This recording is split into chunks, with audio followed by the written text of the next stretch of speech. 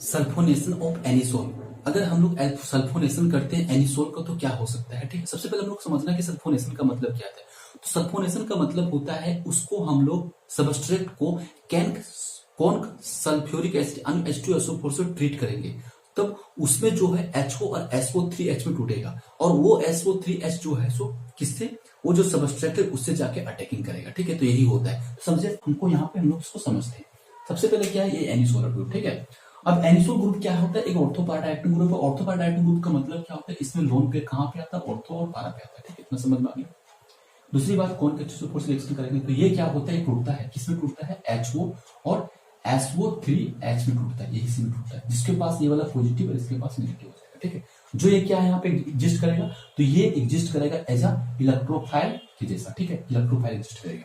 और यहाँ पे क्या है, लोन पेयर मतलब नेगेटिव, ये क्या है, न्यूक्लियोफाइल है। तो आपको पता होना चाहिए इलेक्ट्रोफाइल न्यूक्लियोफाइल में अट्रैक्शन होता है, तो ये जाके यहाँ पे अटैक करेगा और यहाँ से हाइड्रोजन एटम ये निकल के यहाँ से वाटर निकलेगा और कुछ उस टाइप से निकल जाएगा। ठीक है, और ये SO3 ग्रुप जो है यहाँ पे अटैक करेगा, SO3H जो बनाएगा ऑर्थोमेथोक्सी बेंजीन सल्फोनेट बनाएगा। इतना समझ में आ गया।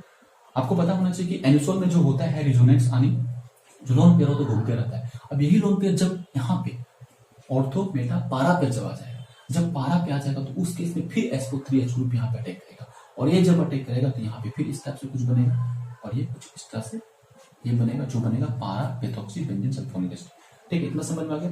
और समझिए क्या कि ये जो होता है ना, ये बनाता है मेजर, ये बनाता है मेजर, माने ये कम बनता है, ये ज्यादा बनता है। ऐसा क्यों होता है, क्योंकि आपको पता होना चाहिए जब इसका यूनिटिंग स्ट्रक्चर होता है तो इसके पास पॉजिटिव चार्ज होता है और इस पॉजिटिव चार्ज होता है तो यहाँ से भी पॉजिटिव चार्ज वाला आता है, माने इलेक्ट्रोफाइल।